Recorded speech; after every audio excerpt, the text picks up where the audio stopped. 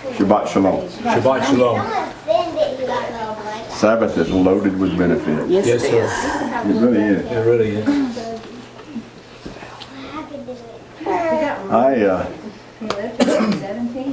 I've been doing this, do I now?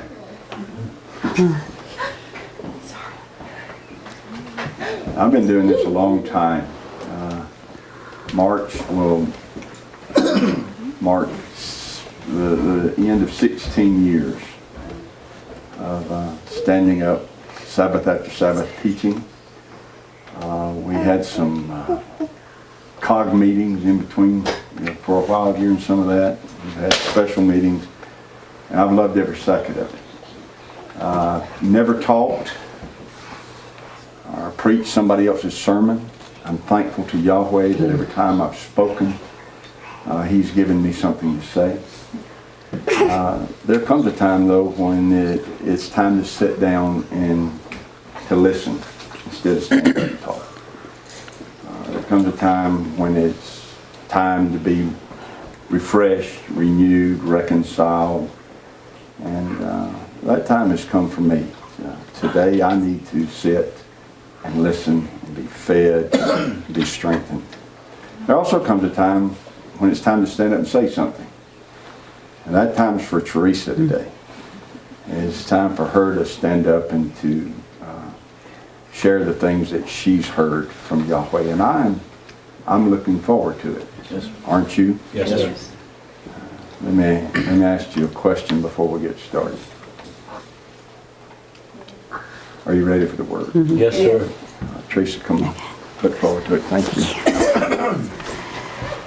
I appreciate the opportunity, and there's no bigger shoes to stand in, than to follow, Steve Martin. But Yahweh has given me something, so I'm going to share what I've got. Amen. And so we're going to start out, and we're going to go to 2 Timothy 3, 16 and 17.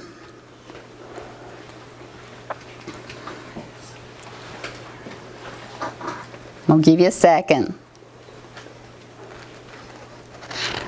All Scripture is given by inspiration of Yahweh and is profitable for doctrine, for reproof, for correction, for instruction in righteousness, that the man of Yahweh may be perfect, thoroughly furnished with all good works. People, they like Scripture as long as it only goes so far. But it's profitable for doctrine, for reproof, for correction, for instruction in righteousness. There is nothing in Scripture that we can't use for our benefit according to 2 Timothy 3, 16 and 17. We have to respect all of the Word, not just part of it, if we want to reap the full benefits. If I had a $100 bill and I cut it in half because I thought it could better be used by changing the shape and size, what have I really done? Destroyed it. I would have destroyed something that I had no business messing with. It's already established. It's a $100 bill. The way it was, and in my thinking, I thought I could come along, divide it, and give it more value, double it, was ridiculous. That $100 bill can be divided, but only in the proper way. It could be divided by using 100 ones, by using 2 50s, 10 10s, and so on. And you would not destroy the value of it. But to divide it up the way I thought it should be done, and not how it's supposed to be, made it of no effect. Its value was destroyed. We're seeing the same thing today with the Word. Yes, we are. People are throwing parts out, putting stuff in. It's not being divided as it should. Sure. Let's go to 1 Peter 2:9.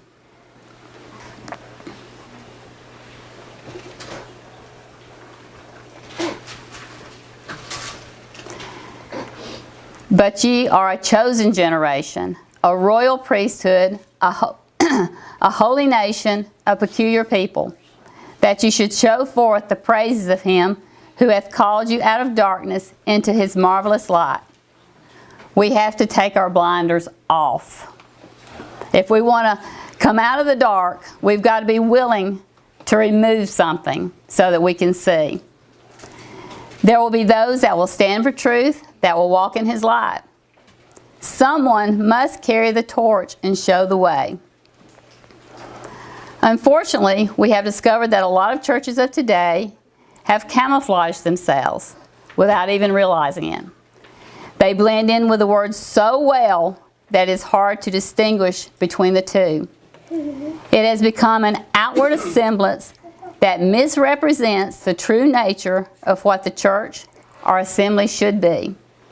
It has become a covering that serves to conceal versus one that represents Yahweh and His truths. Proverbs 12:22.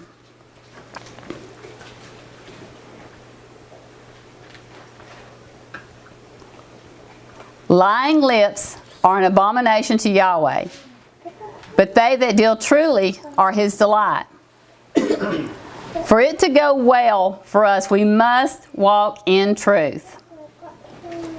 Now, I don't hunt, and these, all of y'all know that, but from hearing talk and a few things, I've gathered some information, okay?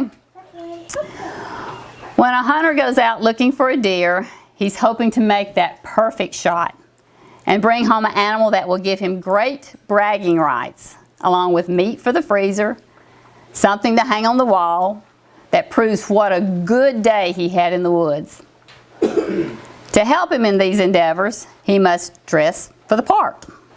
He must blend in with the surroundings, and certainly he can't smell like his wife would want him to. That would send up red flags to the deer. He wants that deer to come close without them knowing he's anywhere around. He will sit in a deer stand or maybe some other screened-in building that blends in with the surroundings. If you really want a deer, you're going to have to go to some pretty big lengths to come close to getting one, unless you're Amanda Martin, and then she just shoots them from her back porch. The dedicated hunter will most certainly go to those great lengths. Deer are still around because they are alert and watchful, but some do get caught by deception. Unfortunately, for a lot of pastors, not all, but a lot, there is prestige and bragging rights for those that can talk of their large congregations, buildings, and everything else that they are involved with ministry-wise.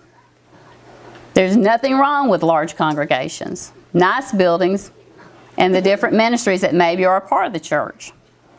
The problem stems from the deception and lack of truth that is preached. Maybe some pastors know more than what they are letting on, but because they realize the consequences that would come from speaking the truth, figure it's better to be silent. Giving benefit of the doubt, maybe others would like to speak more truth, but just don't know how to go about it. Which might seem strange, but I think we have all been in a position at one time or other where we struggled with, how do I handle this truth? It is one thing for me to make choices that I know are wrong, but it's far more wrong to encourage and lead others to make wrong choices. We are all held accountable for what we do. People in general are drawn to nice buildings, loads of activities for their families, although that should not be the first things that are sought out, but it is. The truth being taught should be the number one reason for committing to a church, assembly, and unfortunately that's not the case. Yes, ma'am. So within the world and what the world likes, the church has done what the hunter would do, blend in. Smell like the world, look like it, talk like it, and act like it. Many have bagged some members that are absolutely wall-worthy, worth bragging over. The only way to keep up with the competitor, the other hunter, the church down the road, is to keep doing what you're doing. But now there are things that have come up that before you didn't have to deal with, such as treating people equal, when Scripture says, no, the acts they are doing are an abomination, such as homosexuality. So does that slide over in the box with the pagan traditions of man as being the new normal? Or does the church choose to stand against it? There are many things that have been ignored. When you avoid Scripture because it opposes what you believe, then you camouflage it. You paint it up to make it look like it says something else.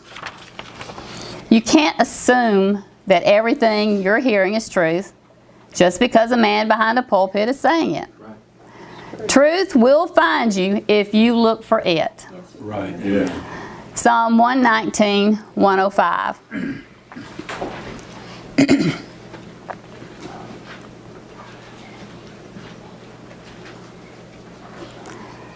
Thy word is a lamp unto my feet and a light unto my path. You won't stray off the path if you stick with the word as it was intended. John 8, 31, 32.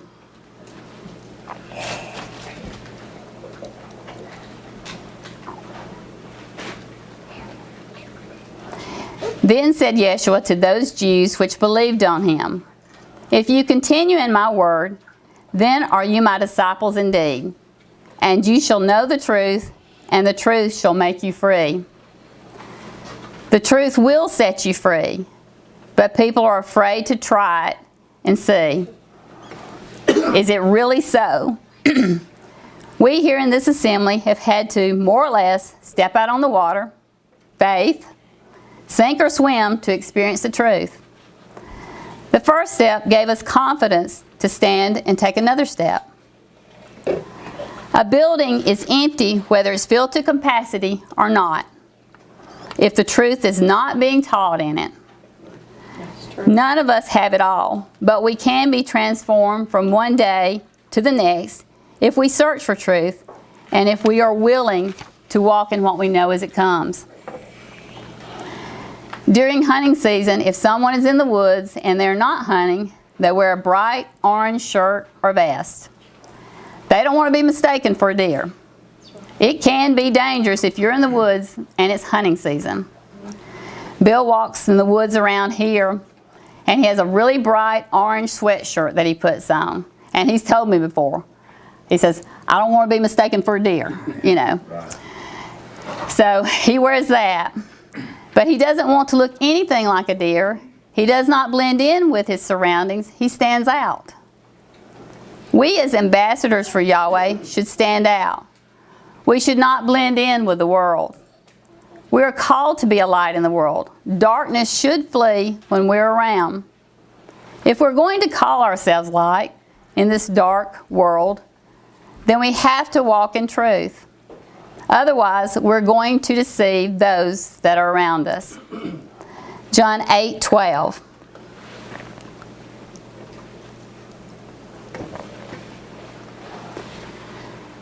Then spake Yeshua again unto them, saying, I am the light of the world. He that followeth me shall not walk in darkness, but shall have the light of life. Matthew 5:16.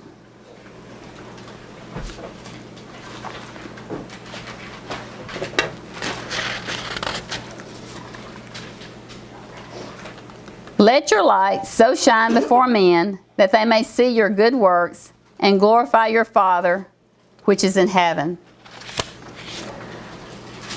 We are being watched, whether we realize it or not, by those we encounter every day. But most importantly, in our homes and with our families, we should be an example of truth. If we want the word to spread, then we should be a living example of it. In my case, it shows me something. Show me something, don't just tell me something.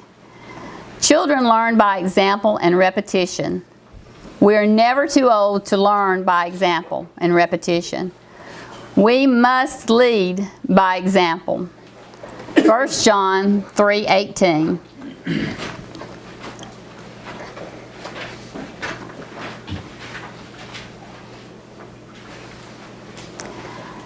My little children, let us not love in word, neither in tongue, but in deed and in truth. If we're going to recognize deception in the world and in the church, We can't just point a finger at it. We better be living out a better way if we want to be heard. I came from deception, participated in it, and was no different than those that are caught in Satan's trap now. It's because of that we see how easy it is to turn a blind eye to truth. But as our eyes were opened, we began to see, no longer wanting to be ignorant of the truth. Because you can see truth, but at the same time, unless you're really wanting to take it in, I'm ignorant, you know. I don't want to, I'm just going to turn the other way. Worshiping on the Sabbath, celebrating the feast, eating according to the law, following after Torah, it's like swimming upstream against the world. But we have that drive and determination to get where we need to be. Salmon literally swim upstream against all kinds of obstacles, predators, the force of the water. But not a one of them will give up. There is a determination built into them that will not let them stop. They literally will die trying. They will not quit. They go till they can't go anymore. My question is, what's my resolve? What's your resolve? How far will you go? Isaiah 43:16.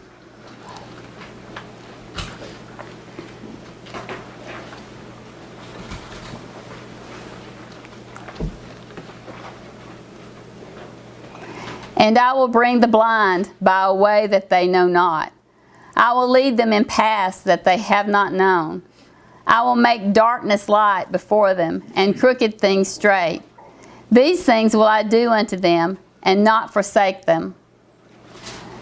Psalm 119, 142.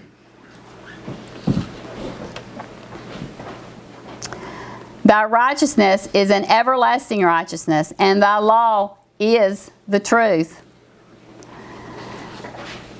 The bigger, more mature bucks have managed to escape the deception that tried to turn them into a meal, make them a trophy for somebody's wall. It would be a great testimony to say, I followed Yahweh's commands and never looked back. For our grandchildren and for the children that are being raised up within this assembly, you know, that's a real possibility for them to be able to say that. That could be their testimony. Just like that mature buck that was not snared by the hunter, to not be snared by Satan's deceit would be truly awesome. One way to make that possible is in Proverbs 3:5.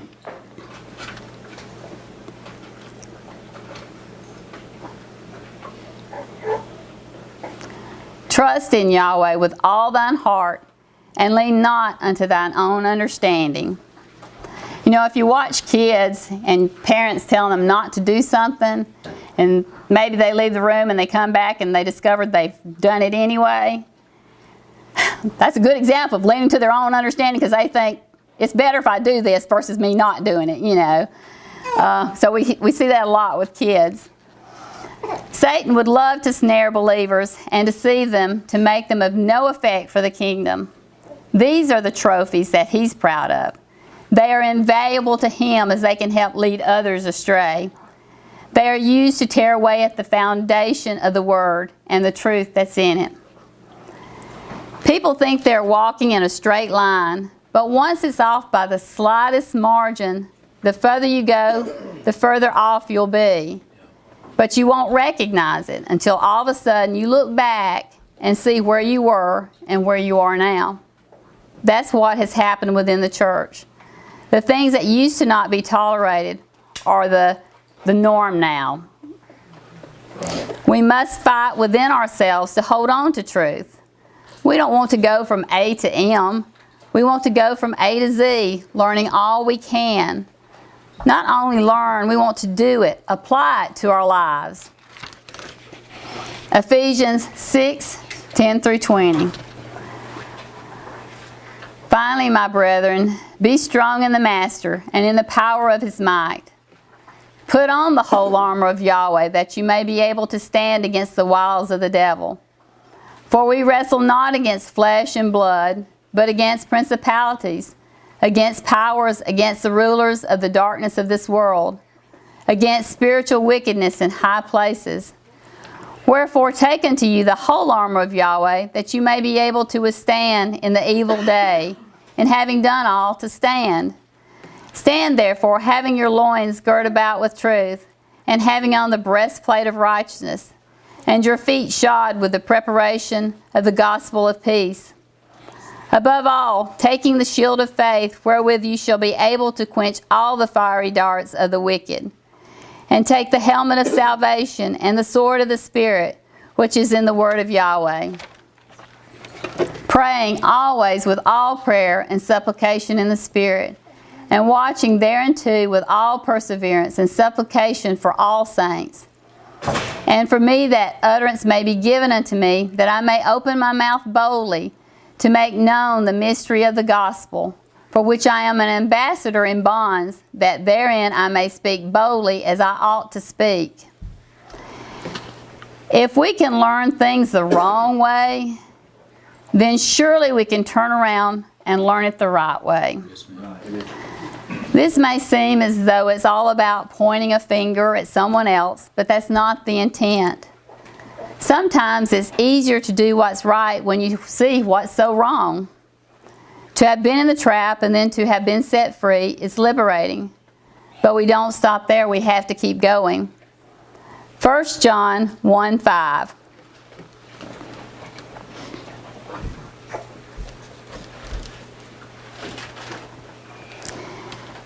This then is the message which we have heard of him and declare unto you, that Yahweh is light, and in him is no darkness at all. Psalm 33:4.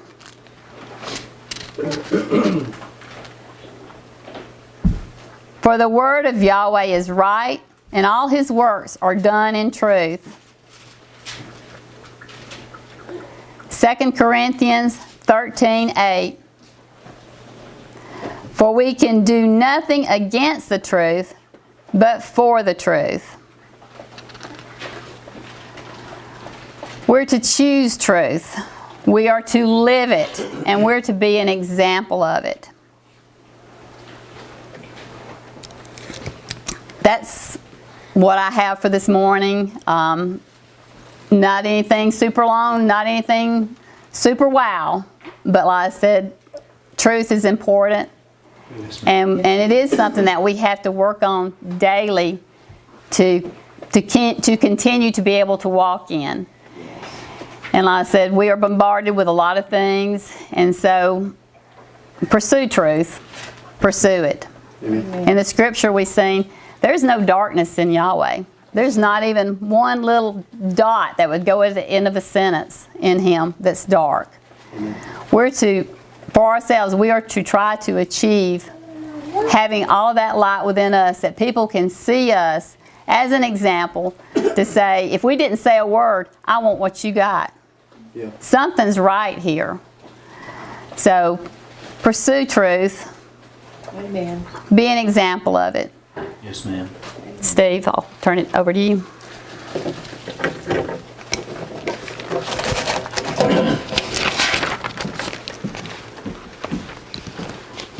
Go ahead and stand up.